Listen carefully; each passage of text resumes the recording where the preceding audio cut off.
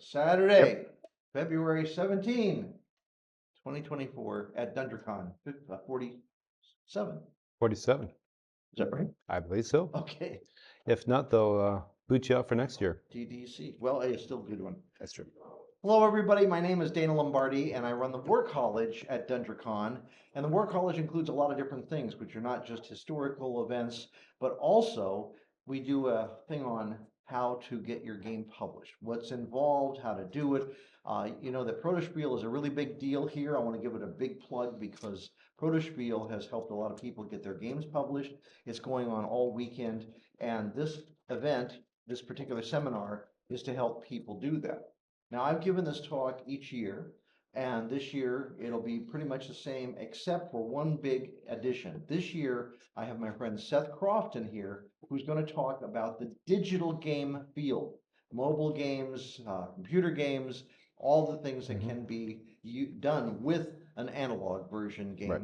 And he will talk about his experience doing that. So if you came to hear that, you will not insult me if you get up and leave after that because you already heard my talks from prior years, okay? So thank you so much for being here. I'm going to go ahead and start right now. So who am I? Well, since 1972, I've been doing research and cartography, writing games, published magazines, games, and books, and I keep doing that under what my little company called Lombardy Studios is doing till today. There probably is I've done several different games, including an award with the Serious Play people. Serious Play means games that are used for education. They're used for serious things like training and so forth. There's nothing wrong with entertaining games. I've done commercial games for most of my career. They're great, but I also am involved in serious games. And if you've got something you want for an educational purpose, whether it's public schools, colleges, military, State Department, or whatever, tomorrow when we have a panel here, we're going to have a bunch of professionals who have taught at college level, after postgraduate level, and also how they're using games in Space Force. So it'll be very contemporary. Ukraine. So all that will be discussed tomorrow. But this today is about how do you get your idea into production. The one that I am probably most familiar with, or people are most familiar with that I've done, is Streets of Stalingrad, which was a giant monster game way back in 1979. But most of the games I'm doing now, and I'll talk about that in the afternoon session, are much simpler, much easier games, not only to play and learn, but more importantly, they can be done in a 1-hour session, which a lot of schools and teachers appreciate because they can teach from that game and have feedback and analysis, basically after action report type information. Here we go. Come on in. Come on in. It's fine. And then I've run 5 successful Kickstarters, and that's really a critical part of this. Seth will talk about.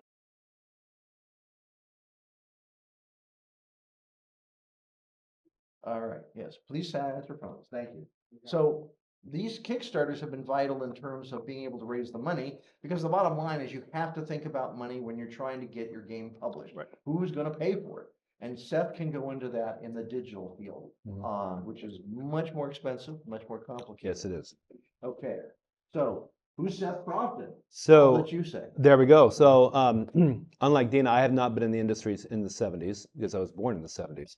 So, but I've been involved in games, both analog and digital, since 2005. I'm currently working on a Quibble card game for English as a second language, story teaching, and along with emergency management with the Tulalip Indian Reservation, we've been working on war games or tabletop simulation games so that you may fail softly, for looking at budgets, advanced needs, that type of thing, or what-if scenarios, as they're happening quite a little bit more often than most people expect on that part.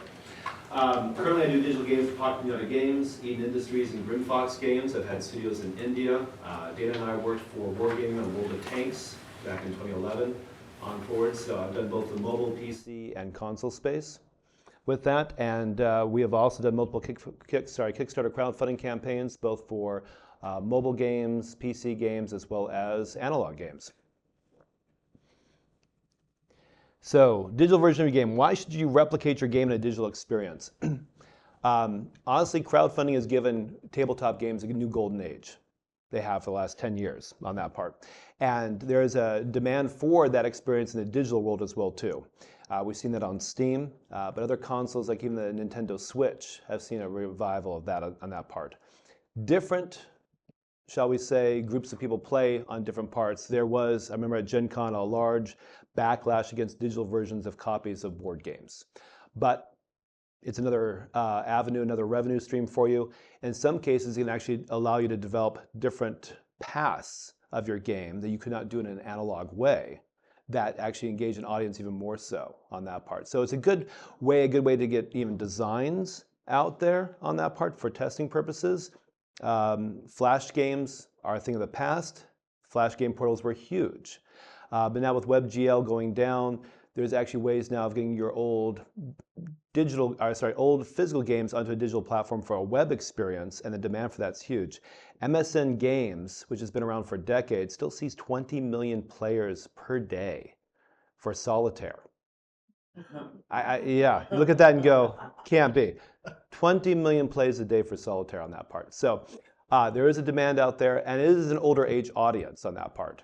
The average age right now of a gamer online on mobile is women between the ages of 45 and 60.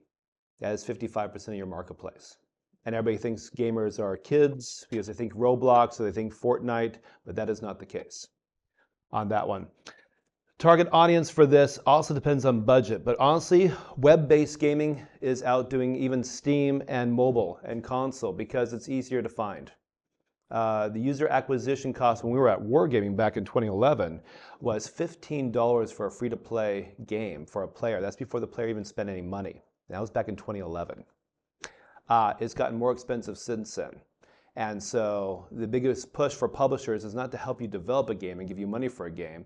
They want you to already develop the game. Their only use right now is giving you money for user acquisition.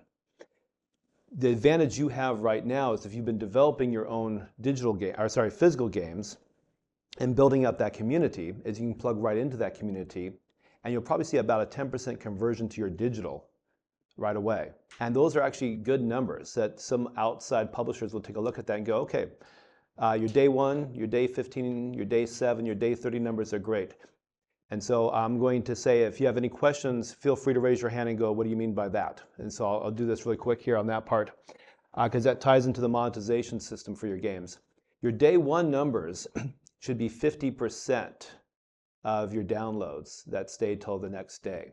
And that basically proves how well your marketing does to somebody.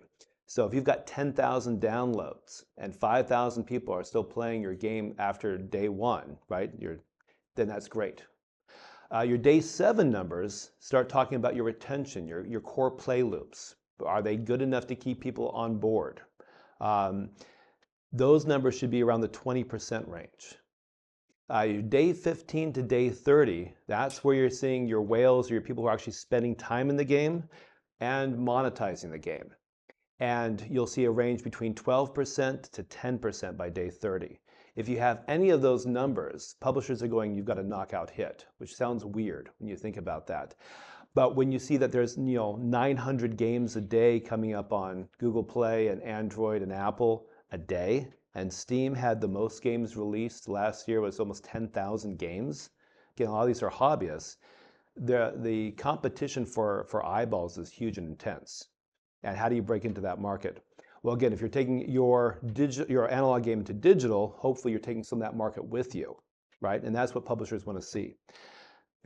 I was just going to point out something. Yep. I see everyone taking notes. That's great. Go ahead and do that. But I wanted to point out everything that we're doing is being recorded, okay? And it will go up on my YouTube channel, Dana Lombardi. And so therefore you can go back as soon as we get this up, hopefully in March, and you can carefully stop it, go back and see all this so you don't have to sit there and go, oh my God, I missed that, okay? So we're trying to make this as easy as possible. A couple of things I just wanted to interrupt though, besides that, is can you please, especially for the audience that's not here. Right. What is Steam? Tell them exactly. Oh, gotcha. So Steam is an online store that Valve created years ago, and that is 80% of the download marketplace for PC games. Epic created their version of it, which is the Epic store to go in competition with that. They're still only 20% of the marketplace, but the world downloads video games now. They do not buy them at GameStop or online retailers or that type of thing. And funny enough, the Chinese marketplace the last few months has grown on Steam in such places that people have now just all they have to done with their game is translate to Chinese, and the amount of Chinese players on those games have doubled in the last few months just for doing that. So Steam is the #1 place for you to go to get any type of PC game out there. There are other stores out there, but nobody's got the penetration market that Steam does. And they have their own console now, the Steam Deck, which has done very well in sales, of course, on that part. A very powerful machine as well, too. And obviously a different user interface you're going to design for versus a PC code base.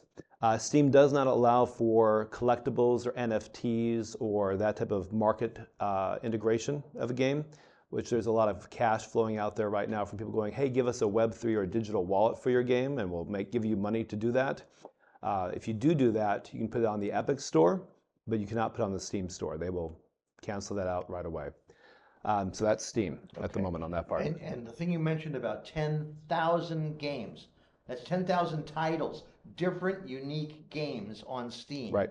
Okay. Obviously, they're not all working simultaneously. Some of those have gone and they're dead, right? Well, they're still on there, but there's Right. no market to it. People just slap it on there They've right away. moved on. Steam does try to do a good job of pulling some of these dead titles out of there, but it's very slow. And they really have no incentive to do that. Their customer service, because we're on video, it's fine, sucks about that. They know that, almost as bad as Unity. In fact, we'll talk about this on the digital side. Unity, which there's over 3.5 million developers around the world on Unity. Unreal doesn't come close to that yet.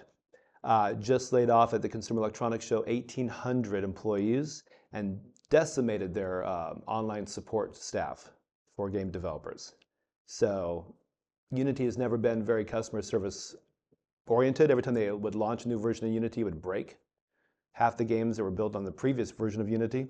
So when you do look at making a digital game, you want to look at a platform where it can be supported down the road, but there will also be developers for that. Unity is still the default on that, but because of some misplaced comments and steps that they've done in the last 6 months, people are looking at other engines like Godot, or basically Game Maker with their engine on that part. A lot of those are great for 2D, and so for analog copies of your digital game, you might want to look to those resources as well too, besides just Unity. And that goes to the format for this purpose, 2D or 3D, exact play mechanics or enhanced. On the monetization system, you have free-to-play games make their money off of advertising mostly, and in-app purchases, which is great for mobile, lousy for PC. PC, people like to pay a flat fee, or they have downloadable content, which is called DLC, which people utilize to monetize later. When we did Sega, when you had 1A games, it wasn't Conflict of Heroes, it was, because that's Academy Games, their World War II game, we did the 3D prints for. Oh, Conflict of Heroes. No, it wasn't No? Conflict, no, it is a different one, but it was very similar to that one. It was, yes, it was the Fantasy Flight game. We had Tide of Iron that we're going to Tide of reutilize Iron. for it, yes, Right. but Sega had a virtual game, a digital World War II game that we're going to cross over with that. And I'm missing the name of the game. I haven't had enough coffee this morning, so I apologize.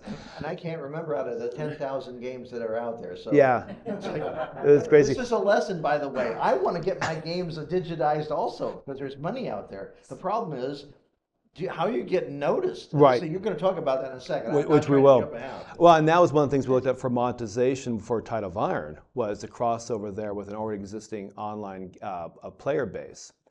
Back before Fantasy Flight got bought by Asmodee, and they got bought by Embracer last year as well too.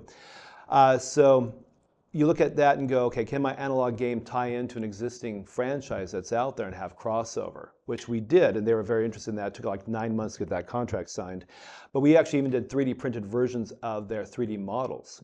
That actually allowed us to save some costs. We didn't have to do molds right away for vehicles that we didn't already have in Tide of Iron. So when you look at your format and monetization, 2D or 3D, there's costs associated to that. A 3D modeler and a 3D rigger is going to cost a lot more than a 2D game designer, 2D graphics person for your game on that part. But Sometimes when you have a 2D game in analog and you want to do 3D with it, your characters don't translate very well in 3D because they're designed and posed specifically for a 2D process, right? A 2D look to it, or it's stylized.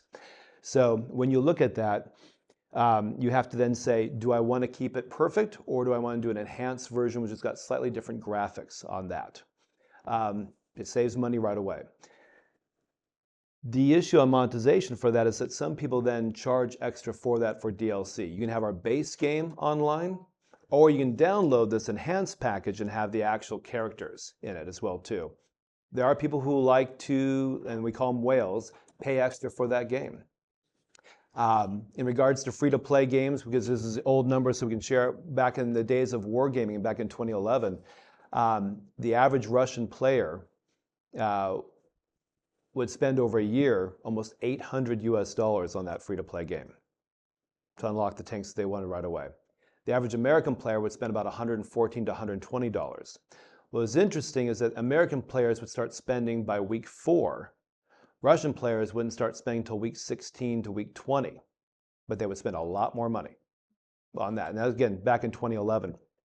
So when you look at your game for monetization purposes, if it's an analog to digital process, you also have to look at how in the game mechanics, the core game loop, are there key points to monetize that game? Then you have to look at, will I tick off my audience if I monetize every little element to it, or can I just do a flat fee and say $20, the game is yours forever, type of thing. The other element of monetization is multiplayer. I Go, You Go style games are great. You can actually then monetize the element of how many players you can play against for I Go, You Go style games. So you can say you can play against 3 players for free, but if you want to play against 4, 5, 6, 7, 8, 9, 10 players, different games, that's going to cost you to unlock those areas. And you'd be surprised how many people will go, I'll pay for that because I enjoy this game and I want to play it against as many people as I possibly can. So there are creative ways to monetize your game, looking at the core play loop ahead of time, than just simply putting the game out there, putting an ad to it, or putting in some in-app purchases for jewels, or just new fees for downloadable content for maps, type of thing. So you can be creative on that. Okay, we can go to the next page. Okay, well, I want to just stop real quick sure. and repeat something, because I'm also thinking of the audience out there that's Sure. watching this on YouTube. So I hope everyone caught it. It's free to play, and you make a lot of money on it. How does that work? I mean, seriously, if it's a free game, how do you make money? That's because, you want to have the wizard powerful stick of, Doom. enchantment or Yeah. doom, right? Well, you have to pay real money to get that stick of doom, okay? That's how it works. So if you want your tank to have a better crew, or you want to have a better gun on it, or you want a better ammunition on it, that costs money. And it's not a lot. It could be a quarter, it could be, whatever. True. Go ahead. The issue with that, though, it does take time to generate that. So you want to plan for a year to 2 years before you recoup some of your costs with some of these. If it's a very slow game to acquire users. If you acquire a lot of users right away, your issue is you may run out of things for them to buy. And that becomes an issue as well, too, because once they've bought everything, they may get bored with the game and there's a huge drop-off in that aspect. So there's a balance you want to look for that as well, too. So there's certain mechanics like energy mechanics that can be monetized in free-to-play games. Customization is still big. People like to pay for new hair. The Sims back in the day for EA, 45% of their people, the money that they made was by hairstyles. And it's weird. It's been documented. People like to buy hair. That would not be me on that part. I am cost efficient, not cheap. I will watch ads because nobody watches ads. They turn the ad on, they walk away. It generates pennies, but I will do that before I spend a dime in a game on that part. And so I will, that became a problem, so people got capped on ads, right? You can watch only 3 ads per 24 hours, and then you couldn't watch ads anymore to earn stuff. You didn't have to spend actual real money in the game or wait 24 hours. I will wait 24 hours on that part. You all caught that, right? It's like they give you stuff in the game if you watch the ads, and they know if you're watching it. Mm-hmm. Of course, they don't know if you got to go into the bathroom and just let their ad play. Okay? True. So there's a game going on. There's a game within the game, Yes. And the bottom line is that you have to. Right. Go ahead. Well, and so actually that brings up another point on this part for resource games out there, Stardew Valley and the rest of them, which have translated really well into analog for folks. Mini games inside the main games to monetize, Match 3, which you have to play within 30 seconds or less type of thing. Those have become very efficient and effective. And it's kind of funny that some of those mechanics on the digital world have not shown up in the analog world yet, but you could, as side quests, that type of thing. I have seen one cooperative game where the players are playing simultaneously because they've got their mini resource games going on that affect the main play of the game on that part. And I saw somebody hack Twilight Imperium this way as well too, kind of make it a little bit more interesting because that takes forever to finish on that. But it actually enhanced it, and they got that inspiration again from the digital. So when you do take your game to digital, you might be surprised from some of the feedback from players who've never played your analog game that they really like some of these features. Can you enhance those? We saw that the only time I've actually ever seen that actually work is the railroad game, the Ticket to Ride? Ticket to Ride, yes. So when Ticket to Ride took theirs digitally, they had certain gameplay mechanics and maps only available for the digital world. And this was back in 2012. And online, people in the analog world were screaming for it, why don't we have these maps? We like this gameplay. So then they took the back into the analog and made more box sets. Well, then the digital folks were like, well, I like that in the analog. Why isn't that in the digital? And they crossed over back and forth. And they did a really good job of listening to their player base for that, which is why when Asmodee bought them, they paid a lot of money for that as well, too. But when you do have digital, the other form of monetization is directing your folks to your analog game. And with the saturation of the market right now for eyeballs and content, that could be still your main revenue stream, is using this as a marketing tool that may just cover its cost, but because you're directing people to buy packages of your physical game and your analog game, you might see a greater revenue channel for that on that part. Okay. Right? Okay, onward. Dan? I had a question. Oh, sorry, yes. Regarding playing games with advertisements, is there a lot of overhead for the person, the person that uses the game to be constantly lining up new advertisers? Is that a... No, because there's third-party companies, including Unity has its own ad source. You can just plug into the game. And there are certain ads you can say, I want it for a certain range of audience, because you don't want to say a not safe for work ad showing up for your kids' game on that part. The FTC, though, does review those. And I know some games that, even though they say they're 12 plus, got hit because the game looks like a kid's game, but they weren't running ads appropriately for a kid's game. Even though they weren't a kid's game, they claimed they weren't, because it looked like it. They got fined about $250,000 on that part. So, but if you're using a third party, like Supersonic or Unity Ads itself, you put that risk off on them. So if something does show up inappropriate, you can nail them for it on that part. Yeah, we're going to talk about that, and this is the last slide that Seth is going to go through, and then we're going to have an open session. Everybody can ask questions. But the bottom line, as he just mentioned, I don't want to do that. Yeah. I can barely get a game out. I can't sit here and sell advertising and program and do everything, which is going to be a really big deal. How do you get your game out there, right? It takes an entire huge team. We're talking about millions of dollars, right? I don't have that, but I'd like to get a piece of it.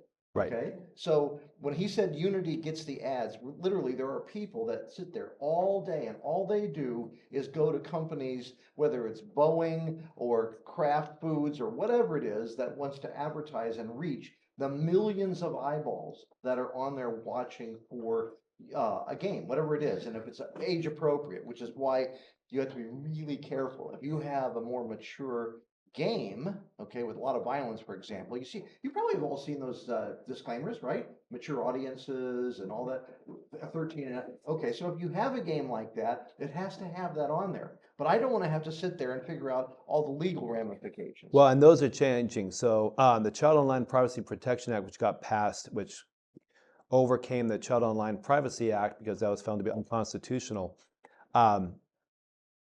they are very strict in what identifies as an adult online. State of California last year threw that for a loophole because it used to be 13 and older was fine for like social media, that type of thing. Now the state of California says you are an adult if you're 18 for online use.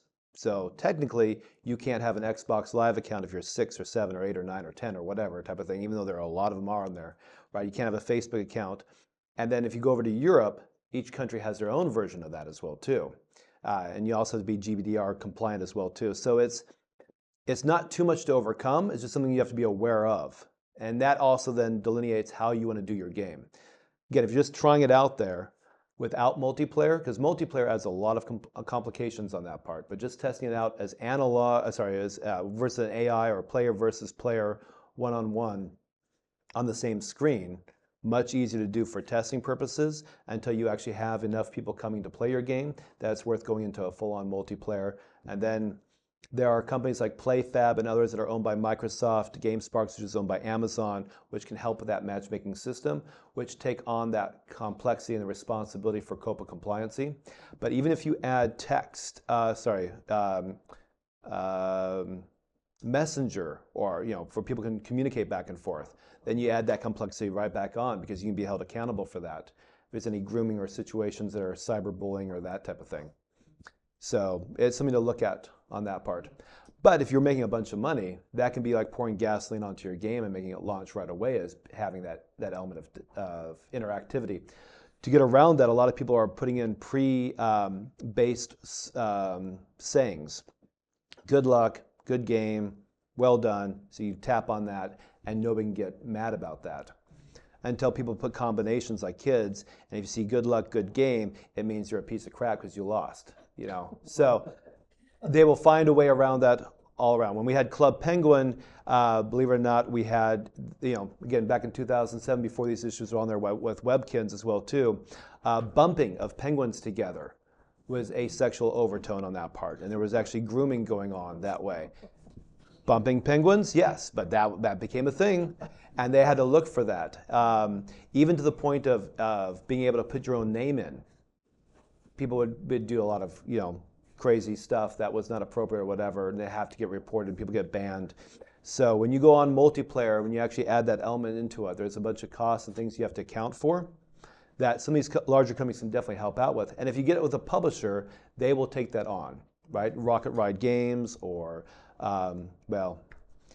we've had, the last 3 months, there's been over 15,000 layoffs in the game industry. More than half of those just in the month of January alone. So we'll see how many publishers still survive till GDC in March. But yeah, usually publishers will take on that risk for you and help you out with that to get it to the next level.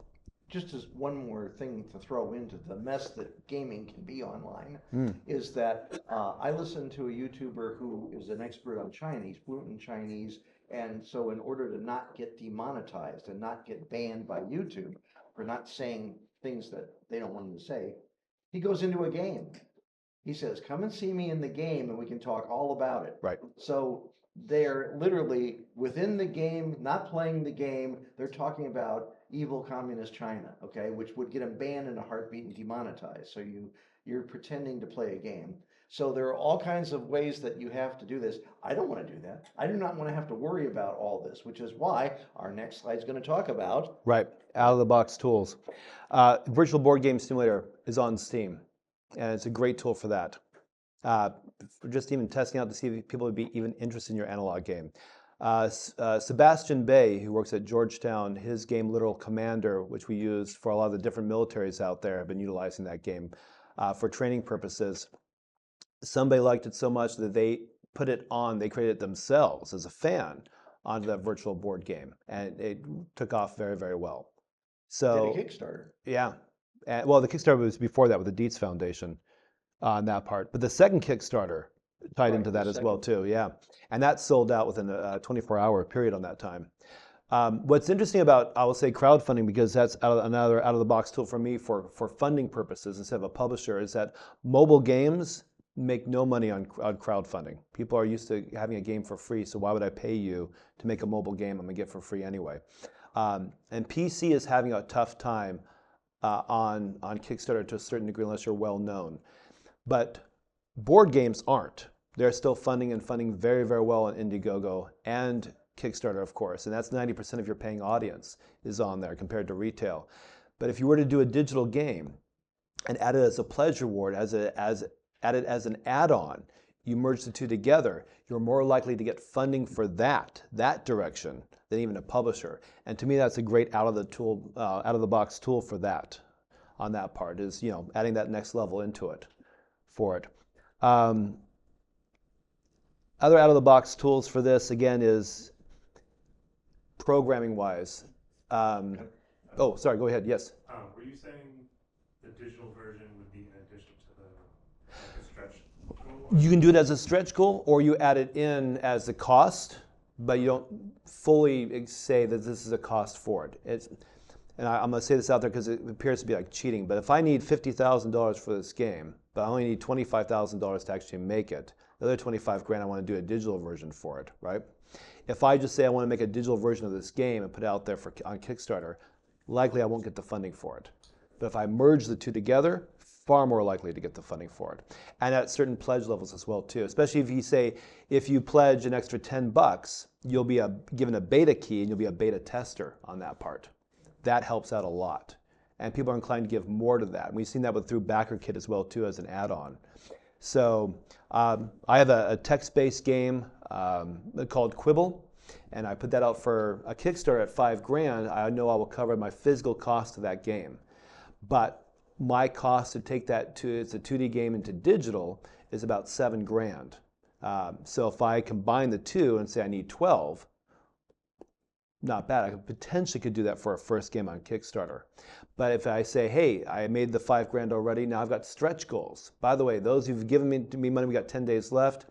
Our stretch goal is going to be a digital version of this game. If we can get to this number, much easier to do that because they know the physical one's going to come out. Versus if I started off and said, I want to do a digital version of this game right away, I would get no funding on Kickstarter whatsoever for that. Especially if I said it's going to be a mobile release on that part. You've used BackerKit, and GameFound is you're about to start with that one as well too. I'm going to try GameFound. There are several different ways to crowdfund. I'm going to talk about it in my half of the talk as well. But yes, I mean the bottom line is that there are a lot of different platforms. Kickstarter is the big dog. Indiegogo.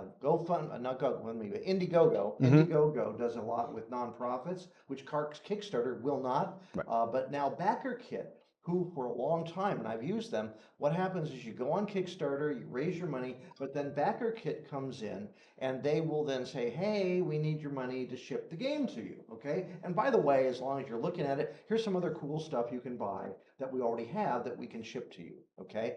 BackerKit sat there and said, hey, why don't we do what Kickstarter is doing? So now I got Kickstarter, I got BackerKit, and I've tried to do this thing called GameFound, which obviously just deals with games. And it's not just analog games, board, pencil and paper and cards and so forth, but digital games, which are all electronic, whether it's mobile or other things. So I'm actually going to be doing that for my next project to see, and I believe that this is true, is that each of these platforms has its own audience. Hundreds of thousands of gamers, and if you're successful on it, they'll keep promoting it. So it's possible to literally do a Kickstarter, BackerKit, GameFound project simultaneously for the same thing, but you're going to reach different people. Right. Which gives you more money and more success. So that's one of the things I was going to talk about. But yes. You're also overlapping digital as well. Because there's a lot of synergy between the digital and the physical world for game design on that part. The other out-of-the-box tool is AI. ChatGPT is your friend. As much as there's a lot of digital artists out there who hate it, and I understand why, it's a tool. We saw the same thing in the 80s with CAD designers. CAD's going to get rid of lose all these jobs. It's not true. It is a force multiplier. If I'm doing an MMO and I want a new character design right now, it's about a 2-week process for the art director, the narrative designer, concept artist, rigger, 3D modeler, that type of thing for us to meet, design a new character, look it over, redesign, adjust, going back and forth. Right now with AI, I can do that within 1 day with them through prompts, get everybody on the same page, and then hand that to the artist. And this is where the disengagement needs to happen. People go, well, you're just having the AI do all the work. No, the AI should help you with the inspiration because not everybody can communicate what you need right away. So then everybody's on one page. We hand that over to the 3D modeler and rigger, and they get it done. And I've got new content out within 3 to 4 days and not 2 weeks. So as a game designer, if you're not a great artist, AI is a great tool to say, here's my idea, and then hand it off to an artist, especially if you're using Fiverr or somebody overseas, that type of thing, and go, I want to see X, and here's some ideas. Instead of going to ArtStation and different places and go, here are some inspirations, here's about 10 different artists to look at, can you give me an idea? And there's a lot of going back and forth, back and forth. AI is a great force multiplier for that. It's, in a lot of cases, some of these cases, it's free. It's, again, out of the box, ready to go. It saves you a lot of time and a lot of money on that part. And so it's a definite tool to use. And as much as there's a backlash with a lot of artists at the moment, I expect that to die off in the next couple of years just because people will be using it so much more. And it's very effective that way. Very efficient tool on that part as well. Yes? How accessible is AI and such for? Oh, you can go on, just go onto their website. I mean, there are so many different AI engines out there that you can just look it up, go on. They'll give you free tokens or whatever they want to call it for your use until you hit a certain number, and then you have to pay for it, of course. But even with those freebies to try out, it does a very good job, very quick on that one. There's a lot of people out there that give on Reddit, X/Twitter or whatever, here's some ideas for prompts. So even before you put your own time and effort into it, you might be able to refine your own prompts better on what you're looking for and then add that into it. So again, there's a lot of great use for it out there. And a lot of people have already paved the way. So steampunk, dieselpunk, if you want to combine high elf, fantasy, dieselpunk in a post-apocalyptic world, and they'll give you 30 or 40 different ideas on how to create that prompt, so you don't have to go cut and paste and try to figure out yourself how to do it and spend 10 hours. A lot of that's already been done out there. So it's very, very user-friendly already. Should you look for a publisher partner or self-publish? Self-publish, without a doubt. If you already have followers, it's easier to self-publish. Publishers nowadays in the digital world want to see numbers before they even take a look at your game. They're going to ask you for your 30-day numbers. Have you already put the game out there? It used to be on web-based games with Flash. You have Congregate, you had ArmorGames.com, you had a bunch of places to try stuff out. When Flash died, a lot of those places died as well too. Congregate is now back.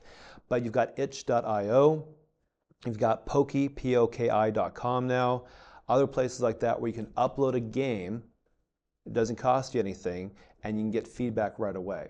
Now, a lot of large major companies will come up with fake names for fake studios to test things out that way and get real-world feedback.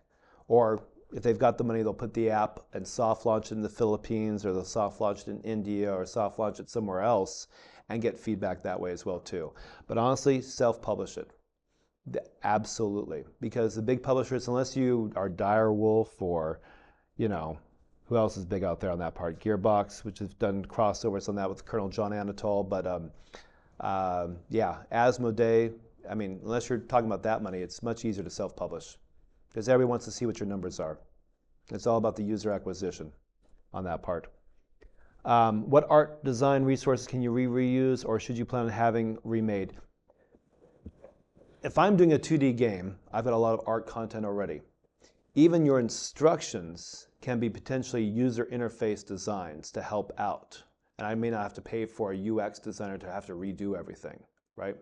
So if I'm designing a game from scratch, I'm looking at that and going, if I'm going to put this on a mobile platform or a web PC platform, I've got a different layout for each one.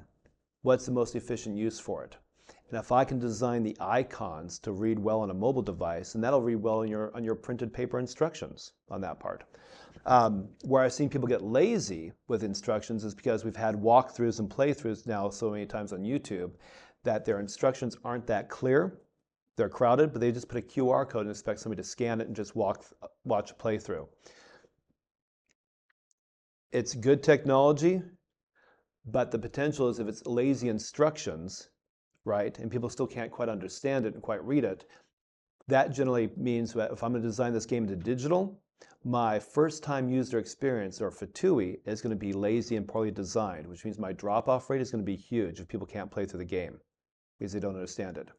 So where analog and digital really fit well on this part as a resource is your instructions.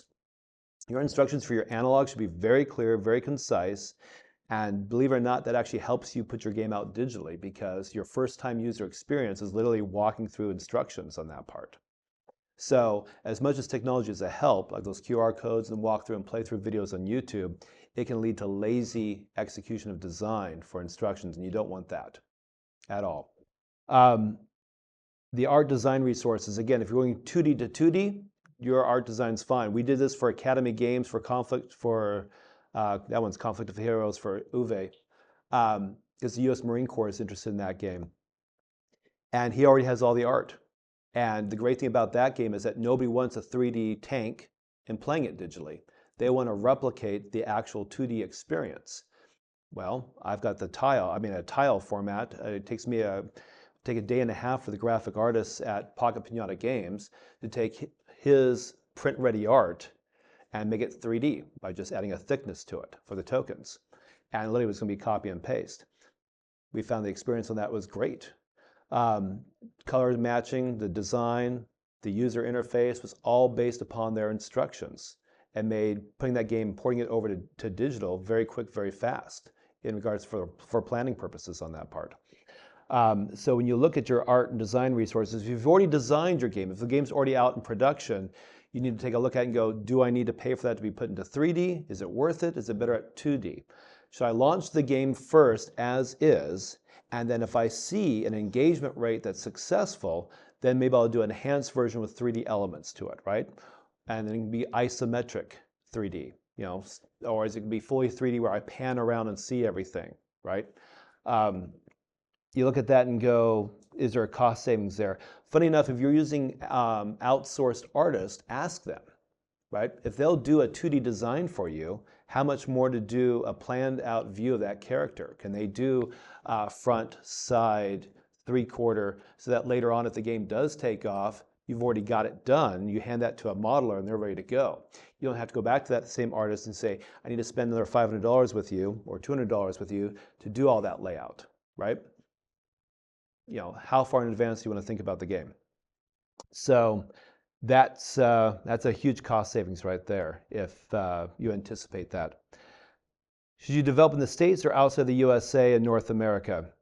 Canada's cheap right now because they got the Canada Media Fund and their dollar versus our dollar, and they speak English, which is great. Except in Montreal, but they still speak English in Montreal, they just won't admit it half the time. But like I said, with Unity, there's 3 million game programmers around the world. The cost in India for a full-time Unity dev, $500 to $600 US, outsourced. For an art director, $1,200 US, because it's 78 rupees to the dollar over there. Japan, $2,500 for a Unity engineer. But they don't really outsource because there's so much demand internally within the country that they don't need to, right? Colombia, South America, really good right now as well too. And you can find outsourced companies here in America that utilize them overseas. The issue in North America right now is the fact that it's a high cost of living, but with all the different layoffs right now, there is an opening where you can find somebody who says, hey, I'm going to freelance for a couple months. They may like your game project, and they may do it for pennies on the dollar because they want a percentage of the game, right? Take a look at that. The biggest thing that people used to do is they would spend too much time building the game out digitally and then launch it with all the bells and whistles, and it wasn't fun. But if they had launched it with just a minimum viable product, an MVP, without all the bells and whistles, they could see if it was going to be fun or not, and then they pour more resources into it. And not a lot of game companies were doing that. But that's where sites like itch.io or Poki.com or others can help you do that, right? You can validate if your analog game goes to digital well, and if the game loops are engaging and fun and that type of thing, by just building an MVP. You don't have to build the full thing out. So that will save you some money. So It could be that an experienced developer in America right now, because again, with all the layoffs and everything, could help you out at a much cheaper cost, time frame wise, not actually hourly wage, but time frame wise, so they can put out your MVP very quickly, and then you can see and test and see if it's usable or not. You go overseas, and if you don't have a trusted partner over there, it can sometimes be very hard to communicate. And then your iterations back and forth, even though you may only spend, say, $4,000, but it may have taken now 9 months to get that done versus 1 month over here or 2 months over here, type of thing. So you'll have to weigh it out. But don't take the first bid right away, without a doubt on that one. There is no golden bullet for developing in the States at all. Last year, this year, we don't know. I expect to see a lot of people unemployed at GDC and finding out. There's a lot of talk now of the AAA game industry dying. Nobody wants to spend $250 million to build a game anymore. But you've got EA and everybody else who can do that. That sweet spot of those $20 games that you could buy and play 6 hours and be done with has kind of disappeared. So those single A, double A studios were kind of falling off. I expect those to come back. I expect that to be a new burgeoning genre of Steam and the Epic Store, of those type of price points on that part. And I think a lot of these analog board games can fill that niche. The other thing we can look at is that if you do find a partner in this, you could have a theme around your game, and say maybe it's a tile-based or a card-based game like Dominion or whatever, but with the storyline and the characters you developed, it actually works to be better off as a platformer style game like Metroid, and become Super Metroid. You should be open to the fact that the way you've designed your game analog-wise, the characters and the storyline and so maybe some of the game mechanics work better in a different digital layout than just your physical game. And that could be a different price point as well too. And I expect to see that growing. A lot of companies in the past, as soon as their game took off, they would start hiring employees and then growing to an insane large amount, and they have to do layoffs. And the industry's like this. With so many companies now doing outsourced work in the Philippines, Singapore, India, even now in Africa, with South Africa, it's going to be more of the fact that a core team will build this game, and if it starts hooking up, we will start outsourcing to meet that demand before we start hiring internally within the studio. We expect that to happen a lot more. And AI is, again, that force multiplier with it. It can help with design, it can help with content, even large language modules for machine learning, for translating, for localization purposes on that is going to be a huge force for that part. So that should make things hopefully cheaper. And honestly, with these big layoffs, a lot of Deadwood got fired and let go because they were useless anyway on that part. Not that we didn't see that at Wargaming at all, but that's a different story completely on that part. So, but yeah, that's what we expect to see on that one. But overall, if you can define your experience to an MVP, a minimum viable product, develop that within a couple of months, put that out on itch.io or another web-based platform for testing purposes, take that feedback from 30 and 60 and 90 days. Within 6 months, you'll have an idea of the value of your game in a digital digital format and its functionality. You can take that data and take it to a publisher and say, this is the experience I've got, this is how many players I've got, I've made a little bit of money, but I believe I can leverage this up, and you'll have a much better chance of working with a publisher at that point in time than you will if you start going out to game events or game conferences and trying to pitch a deck type of thing. Yes? If someone were looking to find a publisher for an analog game, a type of game that really can't be digital, how do they get that same data to give to a publisher of having this many plays and feedback when it's all analog and not digital? So we've had fun with that on that part. Yes, we have. Great question. It is a great question on that part. And actually sales data is the biggest one for that, without a doubt. How many games have you sold? Yeah. That's bottom line. When he was saying that, I just want to repeat something that Seth said, MVP. Okay, it doesn't mean most valuable player, okay? It could though. Well, it could. I'm just- Okay, so it's a minimal viable product, Mhm. okay? That means that when you go to anybody, whether it's an analog publisher or a digital publisher, they're gonna say, why should I buy this? You know, have you got any evidence at all that it will sell? Because that's what they want. They have to make money, okay? And they don't know whether your game's great or not. I have a good example of something I'm doing. In 1973, I published a game called NORAD, okay? Yes. NORAD, the American protection, against Soviet attack on the United States. And it was a very fun game, very simple, and it was successful. We went out in a magazine, and now the Japanese are going to do it in a Japanese language magazine, and they want to do some changes on it. And they approached me. They just came out of nowhere and said, hey, can I get the license to the rights to do that? And they gave me money, and they're going to do it, okay? But I haven't gone digital yet. So I'm actually exactly thinking about what all of you are asking, and I'm in the same position. So you're going to advise me, my consultant. Right. I want to get NORAD digitized. I want to do it. How do I walk me through it? Sure. So, is the game text-based or is the game tokens? What is the game, It is the layout? a board game with Right. with tokens. Okay. You move the pieces on the board. Fixed map? It has a map. Gotcha. So on that part, I would look at that and go, I would see a 2D game, side scroller, so you have a layout format like this, not 3D. Not 3D. I would not do multiplayer. Nope. Nope.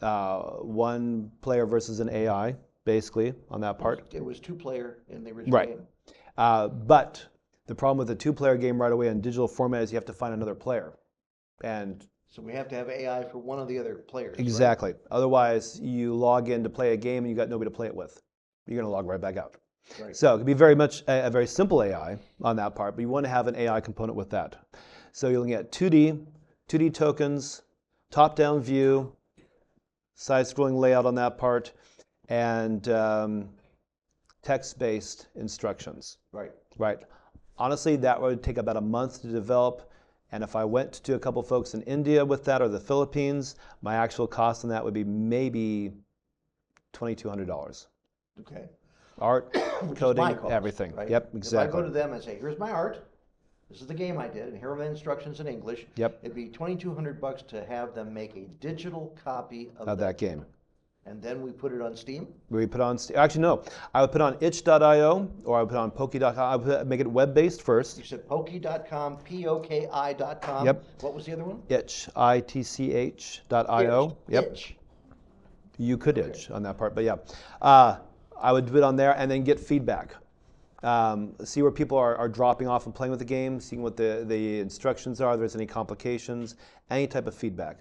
And I would look at my Google Analytics numbers on that, seeing where they came from. If it's one or two particular countries that are playing this game most often, then I would look at maybe I should then localize that game with those instructions in that language. When we did Grindcraft back in 2015, within 6 months, 30% of our player base was coming from China on that part. And this was just a simple idle game, right? You got to a certain point, it was playable within an hour, and that was it. But we had tied it to Minecraft as a proof of concept to see if people would play a Minecraft-style looking game in an idle format if they were given a reward to be able to download these items into their own Minecraft server, which they did, very much so. So our day 1 numbers were 70%, and our day 7 numbers were still 28%. And then it dropped off precipitously because there was not enough content for it, but it was just a proof of concept at that point in time. But it was worth changing it into Chinese potentially. Then we looked at the cost for that, which was astronomical at the time, and we were like, no, we're not going to do that. But it was interesting because at that time, when we put on Congregate, people could scrape off those sites. And so even though we didn't put that game anywhere else, that game ended up being on over 25 different websites for games, of Flash games, because it had been scraped off of there. And we had plays from all around the world. So we ended up with 70 million plays to that game in 5 years. And as again, it was a proof of concept. We then sold the IP to Play Source Games after that. The folks who did Cookie Clicker and a few other idle games on that one, who are now looking at board game versions of those games. And they're working with UVS, that company, University Games, the new owners of that, to take that IP into an analog situation. So for you, that's what I would do on that part. The actual cost for that would be a month's worth of development. Honestly, Turkey right now, there's a lot of great game developers in Turkey. They speak English just fine on that one. Companies like Voodoo and Ketchup are using them for rapid iteration in games. Right now, I've got a company in Turkey that I met through ITSEC, the Military Sim Conference, that can do 3 games in Unity for me with art, if I could provide them a game design document over a 2-month period for 15 grand US. MVP on that part. That's the turnaround time. And it doesn't matter if it's 2D or 3D on that part. So, oh, it's noon. yes. Okay, all right. You should go on. Okay, but let's give them a chance to ask Oh, questions. sorry, yes. Okay? Yes, sir. Can you comment on app-supported physical games, where that's headed, and if that's also a leg into the digital? Wow. Yeah, and those app-supported ones, we looked at that. Even Catalyst Game Labs with BattleTech, with Shadowrun, and with the DICE apps on that part. Your tabletop players hate to have an app-supported game. They've never seen great crossover sales on that. I think it goes down to the game genre for that part. Murder mysteries, detective type, who did it type games, I think are great for app supported, and that can actually add a lot of enhancement to it. But you should never design a game analog that needs to have a digital app with it to play. And people tried that, and it just failed. There's not enough crossover yet for that. Now, we've got kids who have now grown up with iPads and Android devices, and pretty soon VR and everything else that they'll grow up with. Will they want that? Sure, but in the next 15 years, not at all. Not at all. But in the military sim side of things, we're seeing with Boeing and HoloLens and everything else, there's just not a use for it. We found with augmented reality when we did that with Unity, with Qualcomm's Vuforia, and that spin-off with BattleTech, that everybody got fatigued. Nobody wants to hold their device over an object to see and play it, especially the kids. Hot Wheels found that out the same way with theirs. Kids get bored with this. Now, if I've got a digital game and I've got the analog game here, and I'm going to use augmented reality to unlock something in my digital version, that they'll do. And if I've collected all the pieces and I've got multiple things here in a different layout, and on my social media platform, I said, okay, if you bought these parts of the game and you have our digital game, take a snapshot of that, and that will unlock an item in your digital game because you have these 3 things. That does work. And we've seen some people experiment with that since 2012. But it should never be an integrated part where you have to have it no matter what. It's nice, good advertising as an add-on. And engagement, right, and social engagement as well too, right? And Catan looked at this as well too, a little bit. Catan? Yeah, they never really implemented it very well though, on that part. But yeah. All right, any other questions? You mentioned sales data is useful for an analog game to get a better deal with a publisher, which makes sense. Though part of the benefit of a publisher is they take on the capital and the risk, and they spend the money to do kind of the manufacturing and marketing and things like that. So how do we get the sales data while also not having to put in too much capital and having to do too much of it? If we want to kind of offload that to the publisher because we want to just focus on game designing as opposed to manufacturing and marketing. So you're talking about is risk, eventually, right? So Lauren did this with, there's a board game called The Duke that Catalyst Game Labs produced. The designer of that game sold it to him for $1,000. And Lauren liked the playthrough of that game, saw the potential for it, and bought it, gave him $1,000.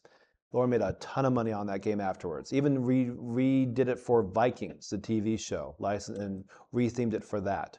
And then did other iterations of the Duke for that part. The gentleman that he bought it from didn't see anything more because they just basically, Lauren just bought the design, right? And the mechanics to it, the Duke on that part. So if you want to work with a publisher, do you want to get paid a flat fee for your design, or do you want to see more than just that? Probably an ongoing revenue. Right. So if you're not a known game designer, you're probably not going to get royalties, right? No. And even if you're probably a really well-known game designer, I don't think there are that many people out there offering royalties. Yeah. Also, it's not an option even for a new game designer. So Kickstarter and Indiegogo have given us a bit of a conundrum. It used to be that at Gen Con and places like that, when people would look through games, it need to be really polished, right? It need to make sense that the publishers would kind of filter out the crappy ones from the good ideas. With Kickstarter and Indiegogo, anybody can produce a game and put it out there. And so the amount of content is tremendous. And so for retailers, if your game doesn't sell within 3 months, they pull it off the shelf. So it's gone. It's done. No more royalties. Nothing. Yeah. That's it. It's done. There's not even time to get royalties on that part. And with Indiegogo and Kickstarter, 90% of your sales, even for a really well-known game like Simon, Cool Minis or Not, 90% of their sales are from that two locations. It's not from retail on that part. But it's not going to be Barnes & Noble. It's not going to be GameStop. That maybe, and our online sales. That might make up 10, maybe 15% of their overall sales. It's going to be that Kickstarter or the Indiegogo campaign that can get the mass amount of their sales on that part. So, yeah. So, I guess how viable of a business strategy would that be then, where you get a bunch of money and release a game, and then you kind of ride that until you build up another game. You just kind of keep doing these crowdfundings. There have been people who have done that. Pocket Option Games, Chris Ferguson, he did that. In fact, he produced a game for $3, which Hasbro and Mattel looked at that and went, there's no way. And he did. He shipped it around the world, that one game, for $3. It went to Madagascar, it went all over around the world for it. He raised 15 grand, had almost 5,000 backers. And he printed it out, it made sure that everything, the weight was good, and shipped it out, but he had a lot of backers. And so when he did his next game, instantly funded within 24 hours. And he did several of those games, and then later sold it to somebody, I think in Australia, who had a game studio, goes, I want your IP. And sold it for all of it for a flat fee. And as far as he knows, that guy never did anything with it. So it is possible to ride those out on that part, which Dana is doing right now with your Kickstarters. Yes. And I also publish books, and there are just thousands and millions of authors, would-be authors, who want to write a book, whether it's a novel or it's about history or it's nonfiction, and they have the same questions we do as game designers, because how do I get published? Where would I make money on this? And they think, oh, I got this great idea for a vampire series, and I'll become a millionaire and I'll be able to retire. And it's like, no. It's not going to happen. That's just not how it works. And the businesses that control the marketplace, as we're talking Steam, as we're talking about the big, e-sports and well, on Board Game Geek. I mean, if you're not on Board Game right, Geek, if you're not on Board Game Geek, you don't exist. Okay, that's the frustration, is that these are wonderful platforms because it allows you to show your stuff off to other people who have an interest. The bad news is they control it, because if you're not on Board Game Geek, you don't exist, okay? It's like those 10,000 games we talked about earlier that were on Steam at some point. They're gone. I mean, they may exist technically because they're still there, but this is what's frustrating. And your statement, which is exactly true, you can't live off of one game. Even Catan had many, many, many editions. So people who liked that and could play it, you'd give them another edition of Catan, like, what was it, Catan? They did Star Trek, Catan, Seafarer, Knights Ancient and Rome Catan, Ancient Egypt Catan. So they kept it going, same game and the same mechanics, but they have to keep coming out with something. So you can't just do one thing and then hope people are going to, give you enough money to live off of. If you're really trying to make enough money to make it worth your while, whether you want to live on it or just have a side job, you need to keep coming out with additions, more games, or more games that fit into that particular mechanics or system. And the same thing with your books. I mean, most of your really successful authors, they don't just publish one book and that's it. If people like the character, what's the character going to do next? What adventure are they going to have next? And so that's why the publisher just keeps beating on people that are authors. I need another book. I need another book. I need another book. If we don't do that, it's publish or perish, just like in the academic community. It's like, what have you done lately? So it can be very frustrating, but it can also be very lucrative if you keep at it. So you have to actually think about, is this game a potential series, or can I do other games to As the a same people who like that? Right. As a platform, right? Yes. If you design this platform, can I retheme it, reiterate on it, expand it out, license it, you name it type of thing? How flexible is it? Or is it a one and done? Right. And that comes to, can you reskin it? That's an example, okay? In other words, you're putting your basic idea with some other historical period or some other genre, okay? And the other thing that happens is when you've got a product that really works well, don't change it. Don't do it. If you got a lot of people who love it, the worst thing you can do is go, well, now I want to do, Right. totally, I'll have dragons instead of orcs. And it's like, okay, but can you keep the mechanics? 'Cause people obviously love the mechanics and you're just adding characters, okay? That's an example of not going off the deep end. Right. So give you an idea of platform. We designed, Sam Roberts designed the initial game product for the Defense Acquisition University. And then I turned it into a platform. The idea was 52 playing cards. The idea was an icebreaker game. And the concept was thinking about future ideas. Futurology is what we got named for that part. We even used AI to do some of the artwork for it, which is a lot of fun. But again, a very simple 30-minute game. However, as we were laying it out, we could see the use cases of this for other areas within the military, other thinking areas for planning purposes, but not only that, for civil government as well too. And very small price point. Going digitally with it, we showed them how they could play this game on Microsoft Teams or Zoom without any cost whatsoever, because there's other free sites out there that will allow you to do playing cards. And so once we based the mechanics on playing cards, the 4 suites, you could take this anywhere on that part. And digitalizing it was very, very simple, very, very cheap. If they wanted to get really in depth with it, we could add an AI component. And part of that was in 2 phases. The first phase would be to play the game for a year at different locations. DAU's got 19 locations around North America that they train folks on, and they have to go through. They have a mandate by Congress at the moment that they'll lose in a couple of years to help people learn how to acquire equipment and everything else to the Department of Defense. But those could be playtesting sites.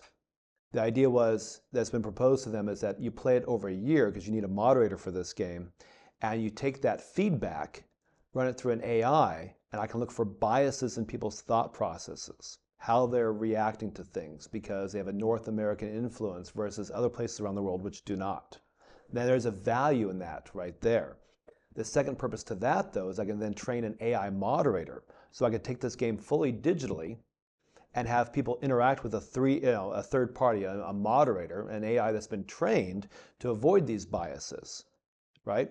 And so there's a huge cost for that compared to the actual physical cost. My physical cost was $2.50 for the actual deck of cards.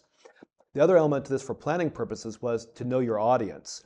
I am not going to get a colonel, a major, a general, or an admiral to play Candyland, right? They're not going to, even for an icebreaker. But playing cards, all these guys play poker, and ladies, they love it. Solitaire is not seen as much of a toy as Candyland would be. And so they'll sit down and do the playing cards because psychologically we all see playing cards as a grown-up game more than just, Candyland, but they're still learning through it, right?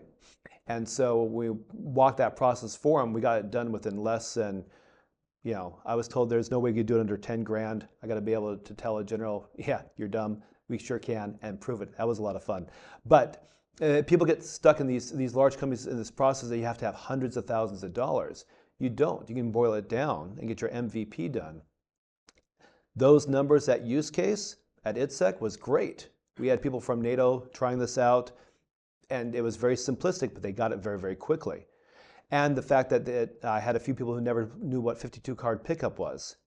So we could add house rules to this thing. If you lost, it became a hand-eye coordination game. Have anybody here never played 52 card pickup? You've never played 52 card pickup? Have you ever played 50? Yes, okay. Well, okay, so it's a wonderful game. You only have to play it once. but you learn a lot through it. It's like snipe hunting and then some. So it's a lot of fun. But yeah, you look at this and go, the digital element to that with AI proved to be, we took a game and we turned it from just a sole purpose of an icebreaker to an actual platform for learning on that. But know your audience, right? So your game from the analog to digital, if your audience really isn't into digital when they like these games, it's never going to work. So that's the joy of building an MVP is you can prove it very quickly at a low cost, and then take those numbers and maybe to a publisher. And it might be, we haven't seen this yet, but I think it could be valuable, is that if you're trying to find an analog publisher, if you do a digital version, say, I have this type of reach, I can get 6,000 people to play this game, that might go, okay, then maybe this will work in an analog world. And then you've lowered the risk by saying, I've already got a built-in audience. And that's huge as well, too. Technology being a double-edged sword, of course, right? If your game is purely narrative, though, with YouTube and TikTok out there, most people would rather watch somebody play your game and listen to it than they actually want to play your game and buy it. So you have to be careful about that as well, too. Yeah, there are celebrities that play Dungeons and Dragons, and you can pay to watch them play Dungeons and Dragons because they're very creative. It's almost like impromptu comedy or impromptu acting, right? Yep. And so they get into it and they start doing this, and I mean, it's incredibly popular. Funny enough, overseas in China right now, there is about 30,000 different locations. As I was showing Dana about this, it's like a murder mystery TV type of game that came out of a location-based entertainment concept, just these boxed books of murder mysteries, and they now have different themes. And now there's like 30,000 locations in China alone where people will pay to go there. And some of them are immersive villages type of layouts, and some of them are just a hole in the wall, and they'll have this experience. And like, you know, the amount of money they're paying is like sometimes a couple $100 an hour to walk through this event, right? Physical locations. But even though these are analog games, you can buy off a store. But you go to a physical location. It's like murder mystery dinners, or you're actually in the play. So you go there, you dress up, right? Some of them do, yeah. And so they start talking to you like they're NPCs, but they're real human beings. And they pull you into the game, and they have you make decisions. And all of a sudden, you can make a bad decision. It doesn't matter. Whatever decision you make, they go with that. It's like I said, it was like impromptu. Let's just create a play off the ad hoc, off the top of our heads. And now it's turned into a couple of TV shows over there. Yes. So when you look at your game, you go, it sucks. It's not doing well in Europe, or it's not doing well in North America. Right now, because of technology, you can take that game directly over to Asia and see if it does well over there. Right. And you might find a publisher that wants to break into that marketplace as well. Which gives you the best opportunity to have an idea, but you still have to show that potential publisher where the potential is for them, okay? And if you can either relate it to something like that, because it's like, how the Chinese have 30,000 different locations they're doing this? This is how mine works, okay? And you can show them, but you have to have something touchy-feely, either on a screen or, that you can lay down to get somebody excited about it. Because you can sell an idea, but you still have to have a really good sales pitch, and you have to have something that connects them to the real world. Just walking in and saying, hey, I've got an idea for Disney, give me $1 million, is never going to work. You can't, So we're basically done. We So are. this is good news and bad news, okay? I didn't realize we were going to have this much fun and go this long on just digital. Okay? I apologize. Yes, I'm blaming you. Anyway, so the good news is I've already done my talk before, and it's already on YouTube. Okay. The only difference is going to be that because I'm here, you can ask me specific things about your game, because I don't have to go through the entire thing that you can watch already on YouTube under Dana Lombardy. That's all you have to do. This part that Seth brought in is brand new, totally never done before, and that will go up as soon as we can get it up. And therefore, if you missed something or you want to review it, you can do it online probably in March. Seth, can you just quickly redo your bio, because I had a little hiccup right at the beginning. Oh, gotcha. So I just want to make sure I got that recorded. Will you go to page 2 then, sir? Yes. There you go. All right, so unlike Dana, who was already established in the 70s, I became existential and it finally existed. So I got into gaming in 2005, both physical and digital environments. One of my first projects was a card game called Principality. And then my second project was for Lance Preeb, who had just created Club Penguin. I met him at the conference. Disney, right? Yeah, well, he wasn't at Disney yet. They were Okay. still in the process of being sold to Disney at that point in time. Because he sold it in 07 and that was 06. So currently right now I've got a Quibble. It is a card game for storytelling, for English as a second language folks, for kids in elementary school learning how to create stories on that part. I'm also doing an emergency management tabletop exercise and game for the Tulalip Indian Reservation. They plan on utilizing this not only for training purposes, but for helping establish enhanced budgets and then crossover work with different municipalities and counties around their area. And then I also develop digital games with Pocket Pinata Games, Eden Industries, and Grim Fox Games. I've done everything from PC, console to Web3 NFT games. And we've also worked on multiple Kickstarter campaigns, most of which have funded, a couple that didn't. Everyone who's done a Kickstarter has also had failures. Yes. And you learn from them. That's the important thing. Don't give up. Do not quit. Absolutely. You've got cards on you. Mhm. He's also going to be here for the whole show. If you're interested in talking with Seth, there'll be opportunities and you can get a card from him. And I'll put that data, your contact information on the end of this talk. Right. Okay, when it goes up on YouTube. And I am the only Seth Crofton in the world on social media. I have no life of crime. I'm the only one on LinkedIn or Facebook or X or anywhere else. I can't, which is why I'm the only sober one at these parties at 2 or 3 o'clock in the morning, because I can't blame that picture on somebody else at any of these events as well too. So yes. yes, and I'm also able to help with analog games because I have a long background in doing it. I can tell you the disasters that happen, so you can at least not hopefully make that same mistake. And I'm hopefully not going to repeat it. And that was when the world was in black and white. Yes, it right? was. Okay, just checking on that part. Okay. In fact, that's all you could see. Color Yes. is really wonderful now. That's right. But I apologize because we didn't allow enough time. I thought we could just add that stuff on No to worries. the beginning of the talk that I usually give. But I think it was wonderful. I hope everybody got something out of it. Like I said, I invite you to, I've got cards also, and you can see the second half of this online. It's already there, and you can contact me because my email address is there. And if you have any questions, and just for helping, I don't charge for that. If you need a lot more help than that, we can talk about it. But unlike Seth, this is his living. This is what he does for a living, okay? And I'm just willing to help people, but you're going to have to do the work, okay? But you did bring product for sale though. That's Books for and the games. next. That's the next talk. That's the next talk. Okay. That's some of my samples Right. that I actually have kickstarted, and I'm in the promise. And the promise can't even talk right now. Is I'm in the process of getting going in Kickstarters, Right. and I can show how that's going to work. But that's the one after lunch. If you want to come back at 2 o'clock, I'm going to have that, and I've got things to show and sell. Perfect. All right. Any last questions? Thank you so much. Oh, Go. go ahead. Sorry, is a social media following or your number of email subscribers, could that be enough data for a publisher as opposed to like sales, so you don't have to necessarily like manufacture thousands of games for the data, but would a social media following be enough? It used to be back in 2010. Now it's engagement level. Right. You have a social media following, but how are you engaging with those folks and how are they engaging with you? And quick story to that. Hello Kitty found that out the hard way.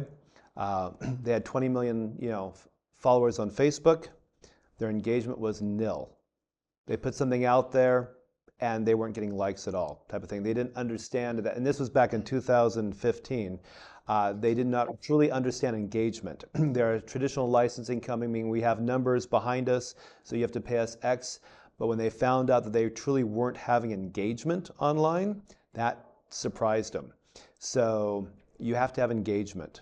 And people would rather see people interacting with you on TikTok or YouTube versus large numbers of just supposedly fans because of bots out there. It doesn't mean anything anymore.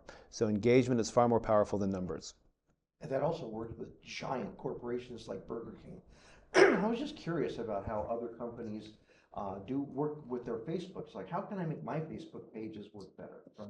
So I went to Burger King, figured they have people that make lots of money doing this, figuring out for a living, right? And I figured, ooh, they got something good. I should copy that. So I went to Burger King, and they had some, like 17 million followers, right? It's like, oh yeah, I want that. And then I looked at their latest download this coupon for free fries. 24 people. 24 people out of the 17 million. So guess what? Their Facebook is dead. It's dead because they're not engaging anybody. You know, I have more people engage with me than 24, and that was just amazing. So, you know, even the giant corporations that spend a fortune trying to do this right, you have to stay on top of it. It changes. It's like the world is shifting. Even as while we're in the middle of it, you wonder, okay, I'm gonna do it this way, and oh God, it's now this way. So it's really frustrating. But what you try to do is you try and look for trends, and you try and find people who are working in it full time, like Seth. I work in full time, but not for everything else. What's 5 minutes? We're 4 minutes, 3 minutes. What? Four. Four. There are four. Okay, 4 minutes. Okay, thank you so much. Like I said, we got cards, we got stuff for you. And I appreciate you all showing up. Thank you. Will there be a quiz at the end? Multiple choice? Maybe. Maybe? Maybe.